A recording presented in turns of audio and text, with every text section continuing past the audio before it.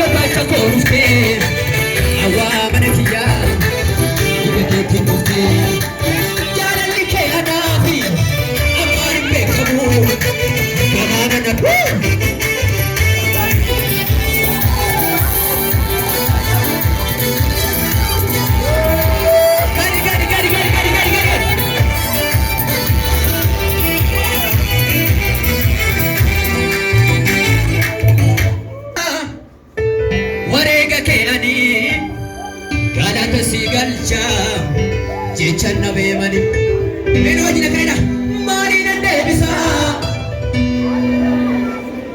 wareega keeni galata si galchaa jechanna beemani ilaala jaalallee koo Yesuus michuu karaa fagoo ameen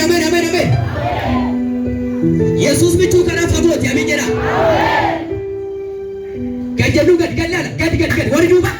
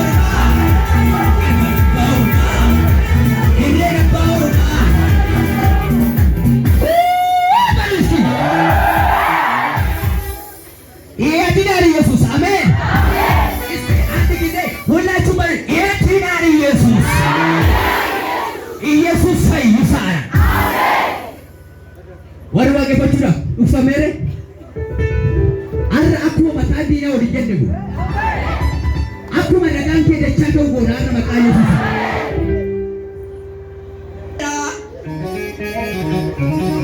Iyya saba kana gooftaan dhaga'eera. ila arro gurra qabame wanti kina geegalena tukalichi darbe nafsi bariera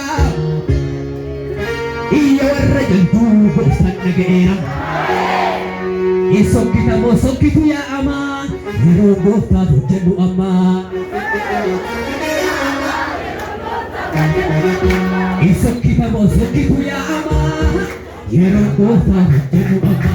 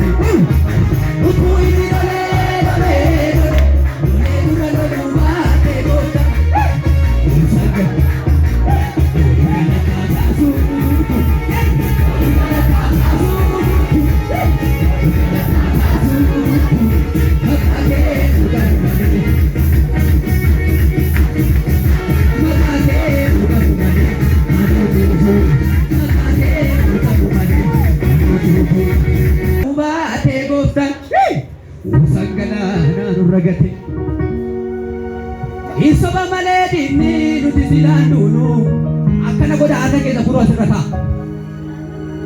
siwara nuti idi sabuna na wara no da yati isaba male aman adi silandutu afango tatulu pate akabiya fatu akadi bisobe ode pate akabiya ila akabi